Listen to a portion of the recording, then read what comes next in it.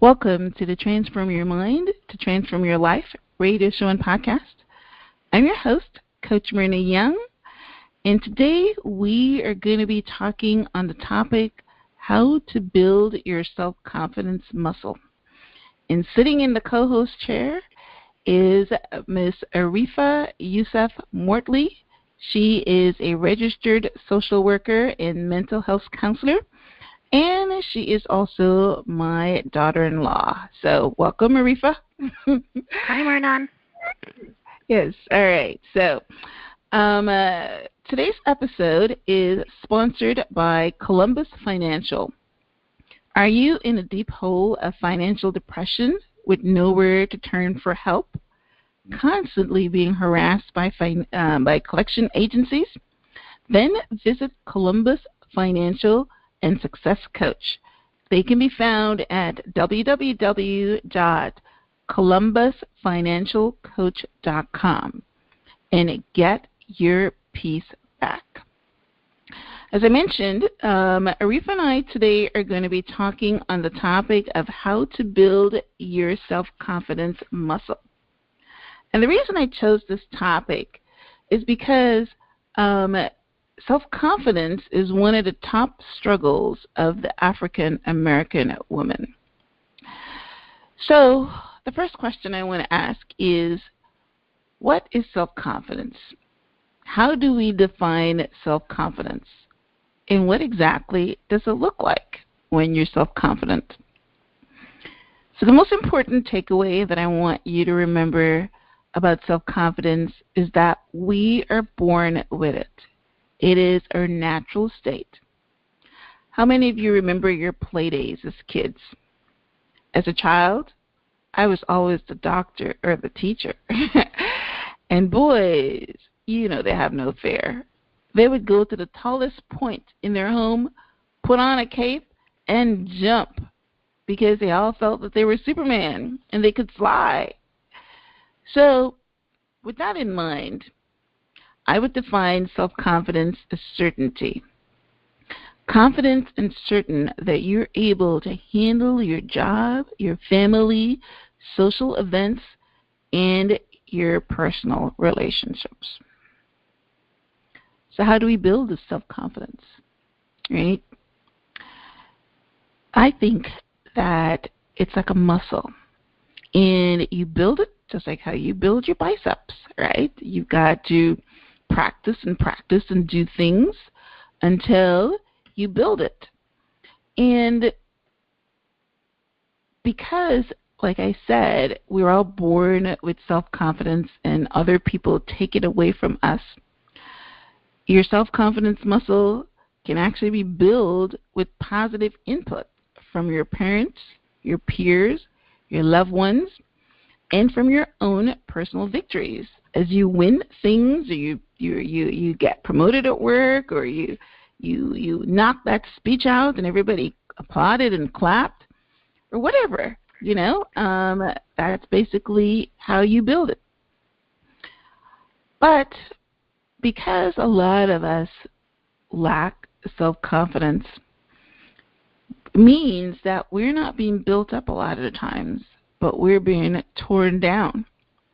And a large percentage of minority men and women suffer from a lack of self-confidence because of the negative input from those same people, parents, peers, loved ones. And these negative inputs are usually centered on their intellect, how smart they are, the color of their skin, how dark they are, their hair, maybe it's too kinky, they think, their lips, they think it's too big, their butt, they think it's too big or small, the section of town they live in, and their lack of designer clothing. That is just some of the ones that I could think of. So it's also important to note that the lack of self-confidence always comes from negative comments that you believe. If you don't let the negative comments in, they will never take root and grow. So here's a story I want to share to showcase how you can let the comments of others destroy your self-confidence. When you let it in, then it grows into a tree. All right. A surgeon opened his office one day and found a tall black man in the waiting room. He was 6 feet 4 inches tall and towered over the surgeon. He complained about his lip. You see, his underlip protruded from his top lip. His girlfriend told him that she was ashamed to be seen in public with him because of his ugly lip. So he came to the surgeon to get it fixed. The surgeon told him that there was nothing wrong with his lip. It was just a minor protrusion. The black man insisted on getting it fixed. So the surgeon gave him an outrageous price of $1,200, hoping he would go away. He did. He said he didn't have that kind of money. But lo and behold, he came back the next day with a little black bag in his hand. He dumped the contents on the table and the bills poured out. His life savings, $1,200 worth. The surgeon was shocked. He didn't want to deprive the man of his life savings, so he made him an offer. He agreed to do the surgery for a smaller fee on the condition that he tell his lady love that he paid $1,200 for the surgery. The operation was simple enough, and 1 week later, all the bandages came off, and the man had a smaller lip he was proud of. All the surgery was done inside the lip, so he had no visible scars except the small scar inside the lip. The man was happy. He strode from the doctor's office full of self-confidence, a commanding figure. He was black, tall, and proud. However, a few weeks later, he was back in the surgeon's office. His body seemed to have shrunk. His hands lost their strength. His voice squeaked. The doctor asked him, "What happened to you?" He said, "The African bug, sir. It got me, and it's killing me." He told the doctor that after he moved the bandages, he went to see his lady love. She loved his lip, and she asked him how much he had paid for the surgery. When he told her $1,200, she became enraged and cursed him, saying that she could have used that $1,200 and accused him of hiding the money from her. She cursed him and told him that he would die. Deeply troubled, the man laid in his bed for 4 days, worrying about this curse that was going to kill him. Then, running his tongue around, he discovered the horrible thing inside his mouth. He went to see a medical doctor who checked his mouth and confirmed the slimy African bug was stuck inside his mouth, and it was indeed killing him. The surgeon looked at this diminished man and fearful man and asked him, "Is it really in your mouth?" "Yes, sir." The doctor tried to get rid of it with liquids and pastes and potions, but nothing worked. "The curse is too strong, sir. It burned inside my lip." "Your lip?" "Yes, sir. You didn't say lip before," the doctor said. The doctor ran his finger at the back of the man's lip and told the disbelieving man that the bug was no more than scar tissue from his surgery. The disbelieving man looked up in wonder and asked, "Then there's no African bug?" The man stood up instantly. He seemed to have regained his full height and strength. A rich smile spread over his face, and his voice boomed out again. His self-confidence had returned. The moral of this story is that you can't get your self-confidence from other people. You have to take inventory of your strengths and weaknesses and deal with them on your own terms. All right, so let's get Arifah into this self-confidence conversation. For our new listeners, let me give you a short bio on Arifah before I bring her on. Arifah is a registered social worker specializing in mental health issues. She is the founder and program director of Lifted by Purpose, a company that provides a diverse range of services, including trainings, workshops, with the intent to engage youth in conversations about mental health and teach them practical strategies to cope with life's stressors. So, Arifah, I'm sure that a large population of your clients suffer from a lack of self-confidence. Now, why do you think that is? Well, there's many reasons. I'd say the most common reasons I often come across working with young people are experiencing like an unhappy childhood, where maybe their parents, maybe they were like neglected or they weren't involved so much in their lives. Also, I'd say significant people. Sometimes we call those like authority figures, so teachers, people in their lives that they see on the regular basis.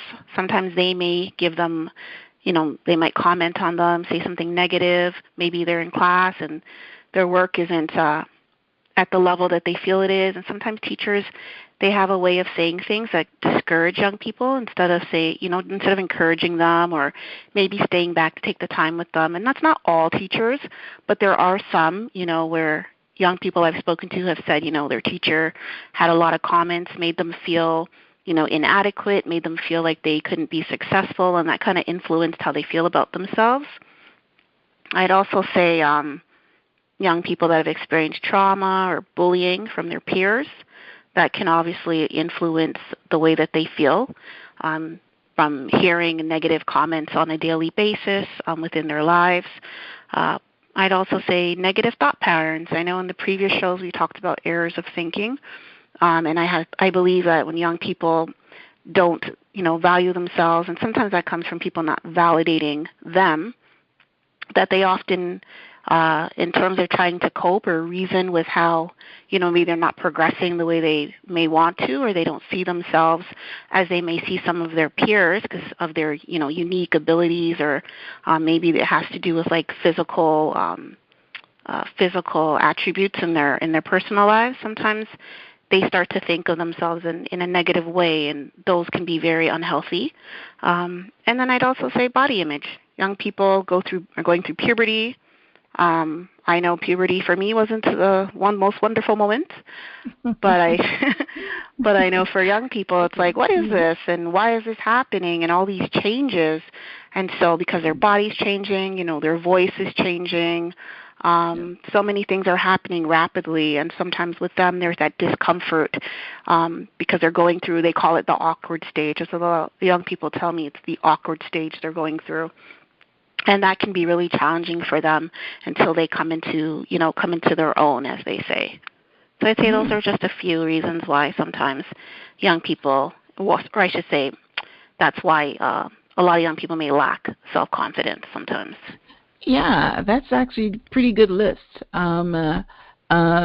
Because in childhood, that's usually where you're building the confidence. After you're confident until you start going to kindergarten, and then it starts. So whether you feel that you're different from them, we're talking about, minority kids and black kids, they go into school with, a lot of white kids, and they're looking different.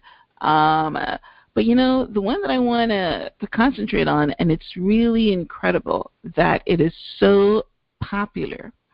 I mean, it never happened to me, but it seems that teachers do damage a lot of kids, because a whole lot of, not anybody that I know, but if you listen to any story of successful people, they always tell you that some teacher told them that they're never going to do this, or they're never going to do that, and they can never write because they're a horrible writer, or they can never speak, or they can never act, and they're never going to do anything work with their life. And you're right. I'm not quite sure why they would do that. I mean, I think that they have to maybe go through new training, because you should never tell, even if you think it, you should. And as a coach, I understand that, because when people, your clients can come to you and say that they want to do something in their lives, and you're looking at it in the natural, and you're saying, well, you can never be that, but you don't ever say it. You encourage them to reach for the moon and reach for the stars. But yeah, a lot of authority figures say negative things to kids, and my husband would say to me, anytime somebody that's close to you says something hurtful, it's worse than if it's somebody you don't know. So he would say comments from your wife or your spouse or your parents or somebody you know, negative comments hurt you more than, somebody that you don't really care about. So, yeah, and then, of course, bullying. You picked them all the good ones. Bullying means if somebody is making fun of you and laughing at your name or laughing at you, they pick something on you that they want to dissect and say negative things about you, and that's what bullying is all about. And then, the body image. Love that one. You didn't mention pimples and acne. Oh, yeah. But that's one of the things. I was like hoping when people hear puberty, they would remember what it was like. Yeah. The acne. That makes you want to hide in a corner because your face and everything changes. So, that's a good list. And and the worst part is that, we're talking about adolescence here. This is the list of the adolescents, but it doesn't stop there. My list was when you're an adult. It continues. You have a lack of self-confidence, and then your boss picks on you, and then you go in relationships, and they go to hell. And yes, your self-confidence muscle is getting weaker and weaker and weaker. It's not being built up at all. It's just been torn down, right? So, all right. So that is a good start to our episode here on self-confidence and how you build the self-confidence muscle. So we're going to take our first break, and when we get back, we are going to dive into how do you build up this muscle. We're going to build it like we build our biceps, right? So don't go anywhere. We'll be right back. Are you in a deep hole of financial depression with nowhere to turn to for help? Constantly being harassed by collection agencies? Then Columbus Financial is here to help. Get the financial freedom that you deserve. Visit Columbus Financial and Success Coach today for help on financial planning, money management, debt management, credit repair, credit consulting, financial life coaching, and success coaching. Let one of our financial experts help you today. Get your financial and personal life back in perfect alignment. Visit our website at www.columbusfinancialcoach.com. Once again, that is www.columbusfinancialcoach.com. And dig yourself out of financial depression.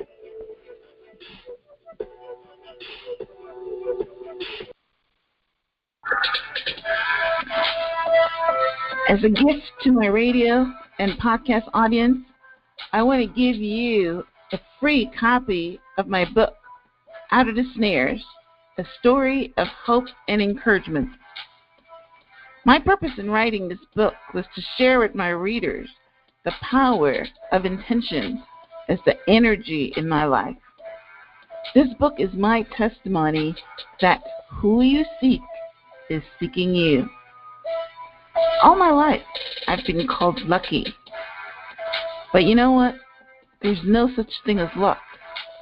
Just positive energy and preparation. As women, we sometimes fail because we are always working.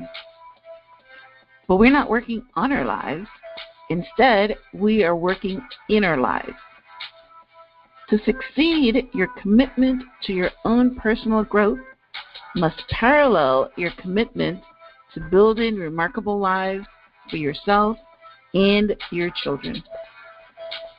After you read my book and become inspired by my story of success after starting out with nothing in a third world country? I want to help you get off the starting block with the most remarkable coaching offer ever made. 4 45-minute coaching sessions for only $100.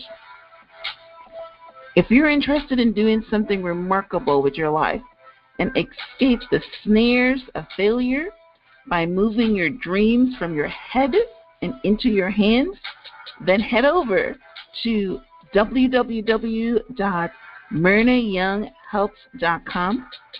That is MYRNAYOUNG helps.com. Download your free book and purchase my coaching package. You will never have a better chance to invest in you. I believe that you are worth it.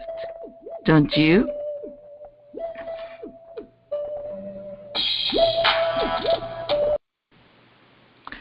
Welcome back to the Transform Your Mind to Transform Your Life radio show and podcast.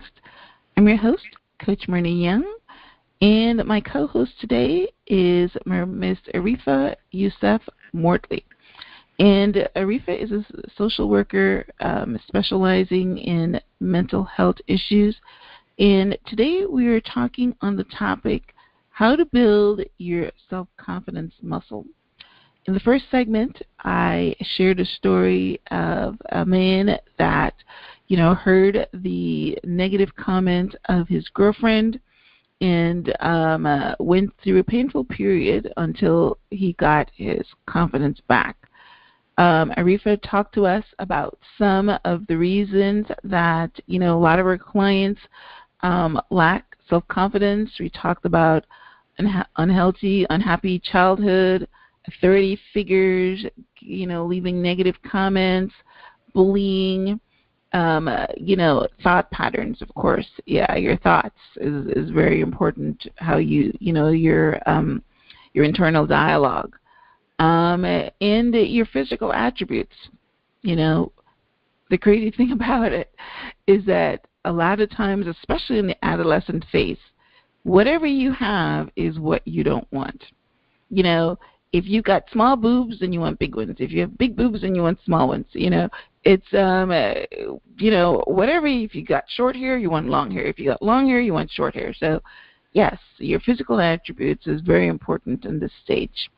And, so your body image. So those are the ones those are the most prevalent reasons for a lack of self-confidence that Arifah sees in her career with her clients. So Arifah, my next question I want to ask you is, let's say that you have a client that has one of these reasons, or let's say all of them, that they have no self-confidence. First of all, give us a story of someone that one of your clients that had a self-confidence issue, and then you can complete that by telling us how you help them to build their muscle back up and get back their self-confidence. Okay. So today I thought I would share a story about more than one young person, about a girls group I used to work with. And I remember engaging them, and I would often hear many of them speak about themselves negatively. So even though you could share with them, all the attributes you admire, or, what you see in them, the potential, I would always notice there's a lot of challenges. And obviously them taking in what you were saying because they didn't believe in it themselves. So I remember one time I was sitting with a group of young women. They're between the ages of 14 to 17 years of age, and I asked them to write their names out on a piece of paper. So I said, for each letter of your name, just write down one characteristic that you like about yourself. So for an example, I used my own name because my name's Arifah and it starts with A, so I was like, A for artistic. I think I'm pretty artistic. So many of the young women in the group, they turned to their peers to ask, what do you think I should write? Because they didn't know what to add for themselves. So when I seen there was this struggle that was happening, and it wasn't just with one, it was the majority of the group are really struggling to figure out what to write for themselves, I suggested, why don't you write down one positive attribute about yourself, and then one compliment for each person in the group. So I found it was easy for them to acknowledge things about all the other individuals, all the other girls. For themselves, it was still difficult even to pick one. And so then it got to a point where hearing other people pick something about them that was positive, they were like, wow, I guess that's right. You know, like I remember one girl said, you know, she has really great style, you know, because she used to wear 2 different color socks. And she used to always like color coordinate her stuff. And so a lot of the girls are like, yeah, like I really love her style. I really like that she has confidence to wear with anything she wants. She doesn't try to be like anybody else. But for her, it was interesting because she didn't say that about herself. She didn't even see that. And she was just like, I just do this because I don't want people looking at me. That's why I dress different. It wasn't about her being confident. It was more so about her not wanting people to interact with her, right? And so, yeah, it was really interesting. And so then I remember we talked about, like, just positive attributes, and I remember one of the girls was just asking, like, how do you love yourself? She asked you this, or yeah, she was like just how? asking Yeah, people? she's like, how do you? No, she asked me, like, how do you learn to love yourself, right? Wow. Yeah. And so I remember I was sitting, and a lot of the girls were looking too. So that when I looked across the room, I thought, wow, like it's not just her. A lot of them are trying to figure out, what does that look like? When do I know that I'm okay with who I am? Does that ever change? And so instead of me having that one day with them, I ended up having 6 weeks with them. And during the 6 weeks, I dedicated my time in the evenings to helping them build their self-confidence. So we did a lot of weekly self-reflection. We did positive self-talk to the point where we had mantras that we would say as a group, not as individuals, but as a group. I gave them a project to work on to master a skill. And then I had them recognize their uniqueness. And then we started to find ways where we would celebrate it. So they would get little certificates once in a while. Every couple of weeks, I would give them a certificate that kind of acknowledged a skill or a gift that I noticed that they had. Wow. And then I know later on in this episode we talk about like breaking down each step. So what I can do is like later on break down it's 8 steps that I did with them. It's really focused on just like the 4 that I talked about, but in a little bit more detail. But yeah, 6 weeks I spent with them just because I realized that there were so many of them that really just didn't love themselves. And where do you think that came from? Why do you think that this population that you were talking to, 1, couldn't love themselves, 2, couldn't figure out what their strengths were, or, you know, where do you think that came from? Honestly, I think a lot of it came from, some of it came from media, especially because a lot of the girls that I worked with it was a very diverse population of young women. The majority of them were black, and even when we talk about like just growing up as a young black woman and how you're perceived in the media, for them they didn't really see a lot of positive role models. That's what they would tell me. They had their moms, they had their grandmothers, but other than that, they would say their role model was like Beyonce. That was a huge role model for them because she was like an artist. You know, she was doing a lot of things that they didn't know black women could do, and she's very independent. She was getting a lot of sponsorships. They didn't really hear anything negative about her in the media, so she was one of their role models. But guess what? So if Beyonce is your role model and you can't be a Beyonce, is that why you think that they don't have any confidence because that's who they're comparing themselves to?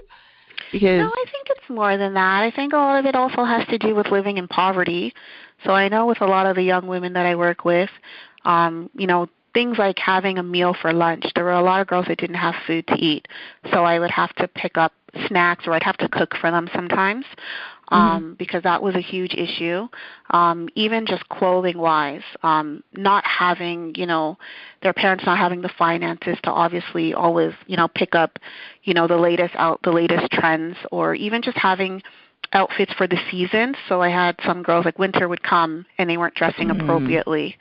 Right? So sometimes we'd have to go to the clothing bank and get them, clothes to wear. Or sometimes people would donate, scarves or hats. Or if I had things that were left over, I remember going home and going into my closet, and I had clothes from like way back. I didn't even know I had all that clothes left over. And I remember packing it up in a box and bringing it and saying, hey, take whatever you want. And so I think a lot of it had to do with, obviously living in poverty played a huge role. But I think also it had to do with how they seen themselves in media, like I said. And also teachers. I would ask them every day, how did your day go? So many of them would tell me, my teacher yelled at me today. My teacher told me I was stupid. My teacher told me I'm never going to, my teacher told me I'm never going to learn anything. I went to the principal and I complained, and the principal didn't do anything about it. So I felt like I don't have a voice. I don't have any rights. Some of them, their self-esteem also came from, situations with, with boys. And, sometimes boys would be commenting about their body or commenting about the way they look. Or commenting about their friends. So as an example, young boys do that. Yes, they do that. Yeah, like as an example, girls would say to me, "Oh, you know what? The boys are like always talking about my friend because she's light skinned, and they're like, I want a light skinned girl, and your friend's light skinned, and you're not." So then they were dealing with some of those issues as well too, where they didn't feel that they were pretty because they weren't light skinned. So there's so many. Yeah, well, I brought layers. that up in my little the things. Yeah, you're touching on the same things that I talked about earlier. Yeah. But I was just wanting to know, why this population. So I can understand that the image and the being poor and not feeling self-confident because of what you're wearing and your body image and things like that. But what I didn't get is the fact that precludes them to don't have any self-love and not know that, maybe that, okay, so, by the time you finish high school, you should know your strengths. You're either good at math, you're good at English, you're good at science, maybe you can run, maybe you can, you know what I mean? So what you said, though, is when you ask them to pick, use their name and pick a positive attitude, an attribute, they couldn't find something that they liked about themselves. So to me, that is digressing a little bit more than, self-confidence, or actually maybe we're going into self-worth or something. So what do you see as the bridge there?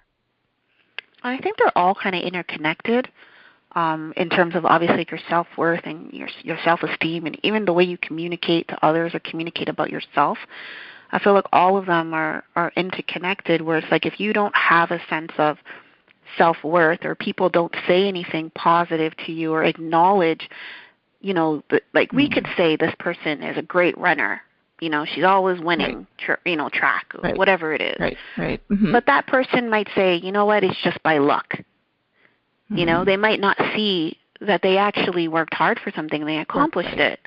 Because they're so used to people saying negative things to them, they can't take it. They can't take it in. Yes.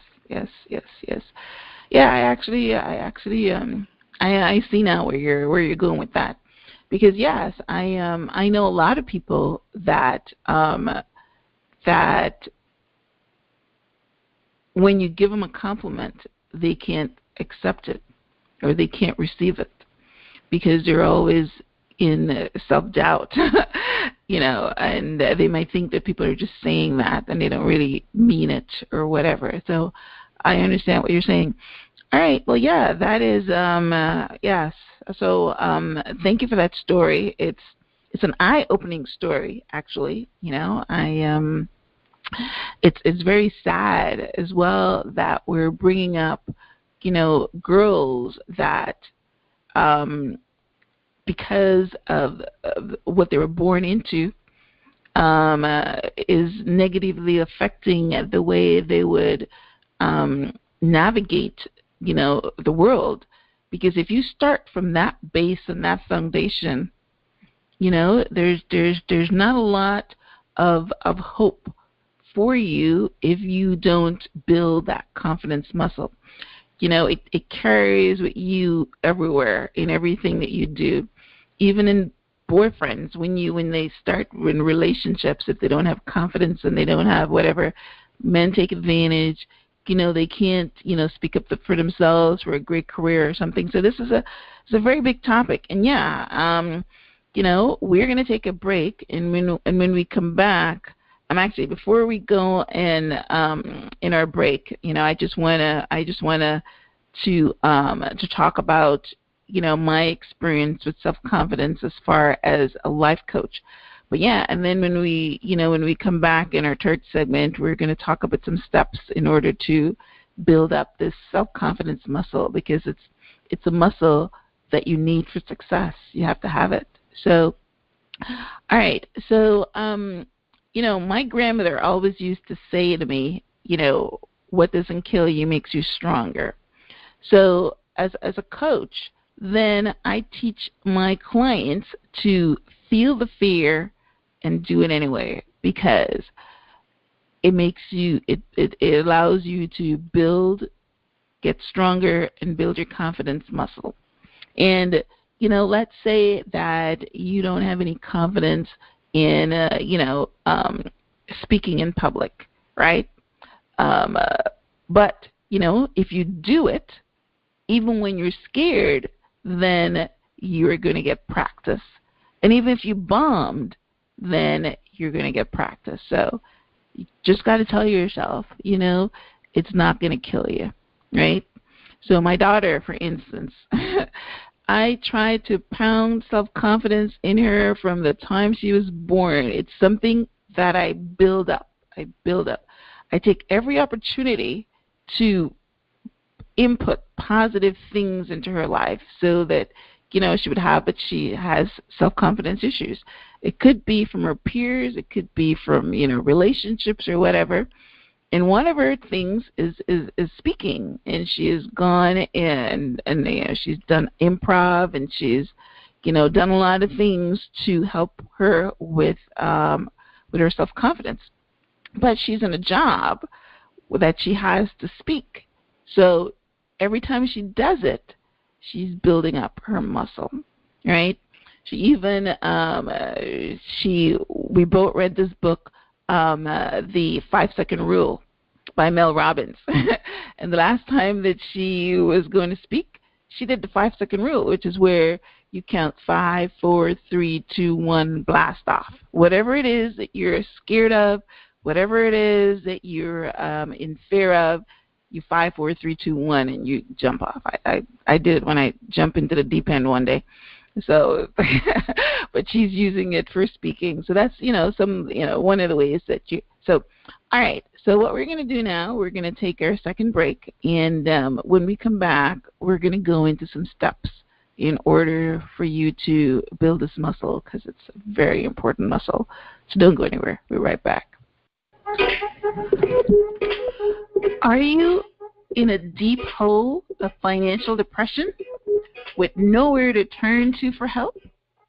Constantly being harassed by collection agencies?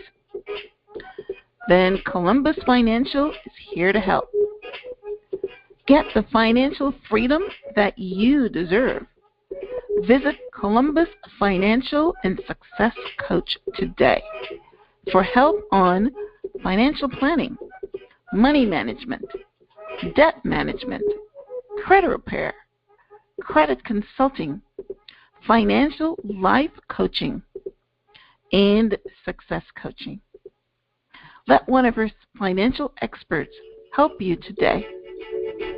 Get your financial and personal life back in perfect alignment. Visit our website at www.columbusfinancial.com columbusfinancialcoach.com. Once again, that is www.columbusfinancialcoach.com, and dig yourself out of financial depression.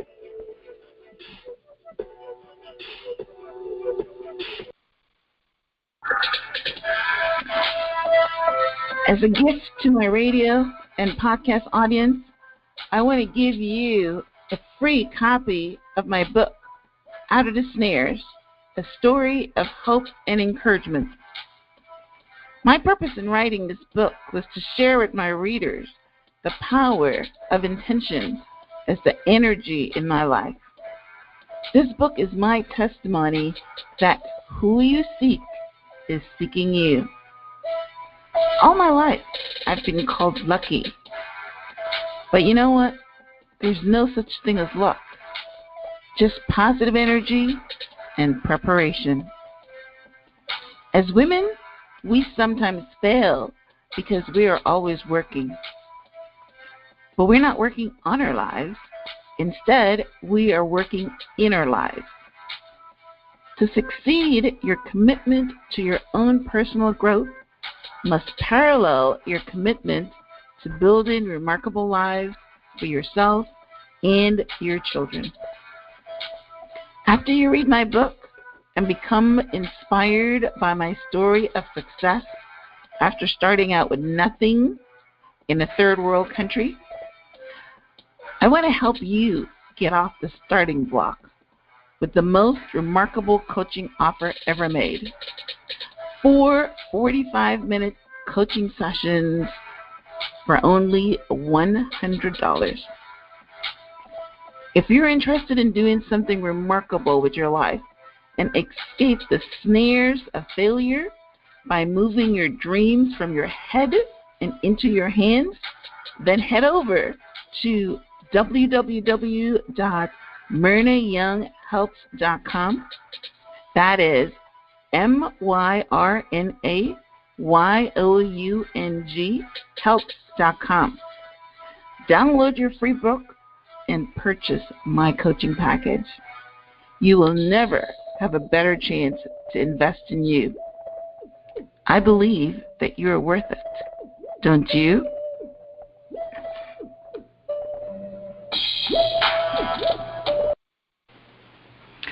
Welcome back to the Transform Your Mind to Transform Your Life radio show and podcast. I'm your host, Coach Myrna Young, and we are talking today on the topic, how to build your self-confidence muscle. In our last segment, Arifah was talking to us on the how she helps her clients to build their self-confidence, and she was telling us of this population of young women that she was dealing with between the ages of 14 and 17, and she had to work with them 6 weeks in order to help them to start build this self-confidence muscle.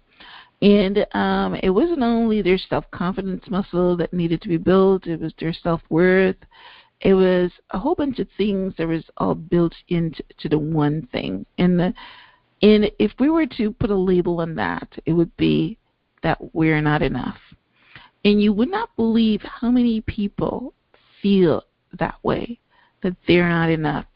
Even the more successful people.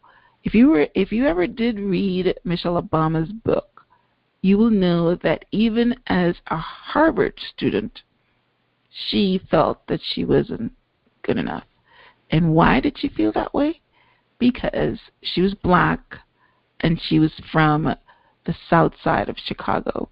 So, yeah, as black women, we have got a lot of things that we have to deal with. And, and the thing is, though, is that we're all born with purpose and the love of God. And however we are born in the image of God. And if we were to feel that way, then nobody can make us feel lack of. There was a time when people would say, when you're dark-skinned, the blacker the berry, the sweeter the juice. And then they started talking about how light-skinned girls are. It's just, I'm dark-skinned and I've always loved it. And it's just dependent, again, on how you think. Because if you look at someone else and think that they're better than you because they have something that you don't have, it's the wrong way of thinking. So, Arifah, yes, so let's continue on with your steps so that you use to help get these girls to feel better about themselves. Okay. So I had 8 steps that I really worked on with them. And one of them was like check-ins. So I made check-ins something that we did consistently every time I met with them, which allowed them to self-reflect on their day, self-reflect on things that were happening, gratitude, things that, happened that were, wonderful things in the day that happened that they should acknowledge, but also to let them to get out whatever was weighing them down, because they had so many things they were keeping inside that I said, before we continue the group, I want you to get whatever it is you have to get out. And then if anybody else wants to give advice, or if anybody else wants to share that they feel similar to you, this is the time that we can do that. So that was the first thing we did. Then for the second, I had them acknowledgement and self-acceptance.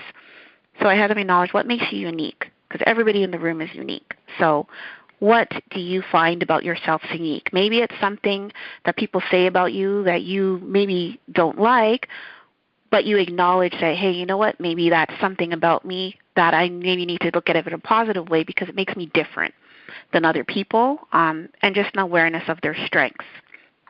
Then the third thing we looked at was positive reinforcement. So praising their effort and not obsessing over mistakes. So throughout the weeks, I had everybody in the room, when they would see somebody do something positive, or if they helped somebody, I would have them acknowledge it in front of everybody, or have them acknowledge it one-to-one with the person. So it's like in the room, it's like they were continuing to practice that. Mm-hmm. The fourth thing I did was mastering a skill. So I had the girls work on a project that they came up with. So they were really into YouTubers, as an example.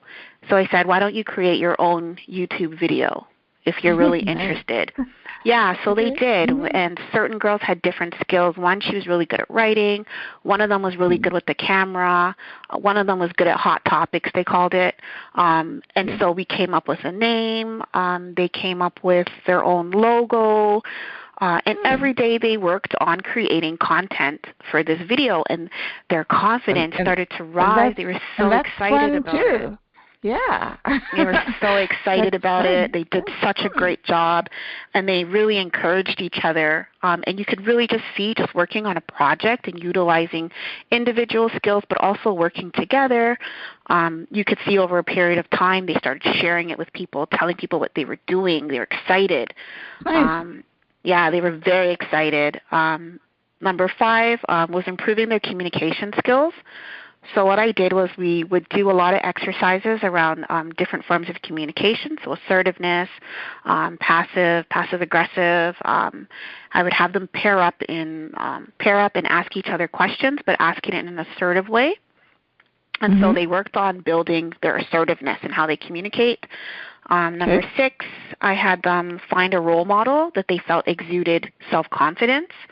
So they really admired. Well, they already had one. They like Beyonce. They actually wrote Beyonce a letter. Interesting enough, they wrote Beyonce a letter.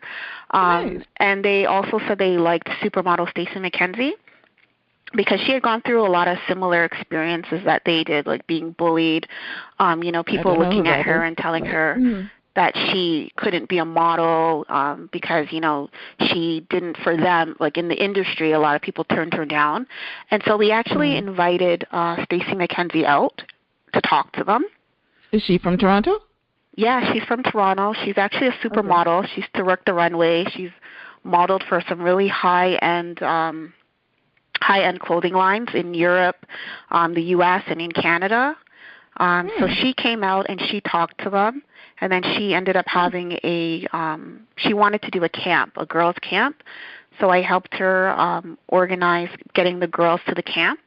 And so she had I think it was like a 2-month camp called Walk This Way, and the girls developed skills in different areas and helped them also build their confidence in walking. They got to design their own clothes. They got to meet up with a lot of celebrities in the industry, whether it was in fashion or acting. So they got access to a lot of individuals they never thought they would have access to, and that helped build their confidence as well too. Yeah. And then number 7, positive self-talk and affirmations. So I would always say to the girls, if you don't want to write it on a sticky note, even be mindful in the purchases that you make, so that everywhere you turn your head, there's a reminder of something positive that's happening, or something that you could reflect on to kind of motivate you. So I would buy them notepads, and the notepads on the front would have like quotes on it. I would buy them pens that had quotes on it. I would write them each, like every couple odd weeks, I would write each of them like something on a sticky note about themselves, and I would leave it for them. And so I would always have girls, like sometimes they would cry and they'd be like, you really feel that way about me? And I would say, yeah, like you're a great person. Yeah, to the point where they did it back to me. Okay, right. They actually wrote me one and told me all these great things that they liked about me, which was really nice. I actually put it on my wall. I still have it. And then the last thing that I had them do was pay it forward. So I was like, it's really great to give back, and giving back helps build your confidence to know that you can contribute to your community. So every Tuesday we would pay it forward. The girls would make cupcakes and they would make hot chocolate, and we would go into the community and we would give it out to people.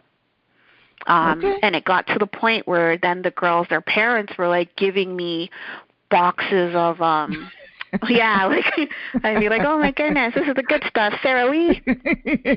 And we would be baking, and then people just started donating, to get the girls to continue, and they would donate icing and stuff. And so the girls really enjoyed we called it Giving Tuesdays, and they really enjoyed it because people in the community started looking at them and saying, wow, you young people are doing amazing stuff. Good job. I really like seeing you out here. And so all of those steps really helped build their confidence. And then I ended up giving them each a certificate at the end to say, after these 6 weeks, we had our own little graduation, our own little party. Just to acknowledge, hey, like, this is something that you did, not just for you, but you also did it for your community, and there's great things ahead of you. But like just watching them go through that period, and even now when I see some of those young women, that period really changed their lives. They would. And so it was really nice to be a part of that, and to actually see their self-worth and their confidence rise. Yes. Well, that's a pretty good list, and I love the last one as well, because there a lot of reasons that people are more comfortable giving than they are receiving is because when you give, you feel really good. So a lot of people, including myself, are much more comfortable giving than receiving. So when you give to somebody, you feel really good. So I can understand. And then, people are looking at them and saying, hey, you're a really nice person because you're giving. Giving is such a beautiful thing, right? And, I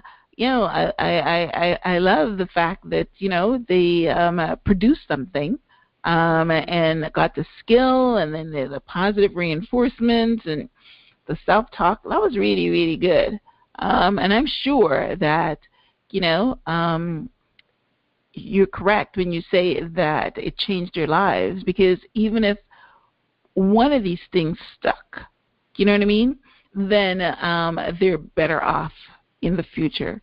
But if they were able to, to keep all 8 of these things as part of them, then they'll be really, really, great as far as their self-worth and their self-image. Nobody will be able to knock them down again. So that's good. All right. Well, for me, I took an example of public speaking as one of the things that you want to build your self-confidence muscle at.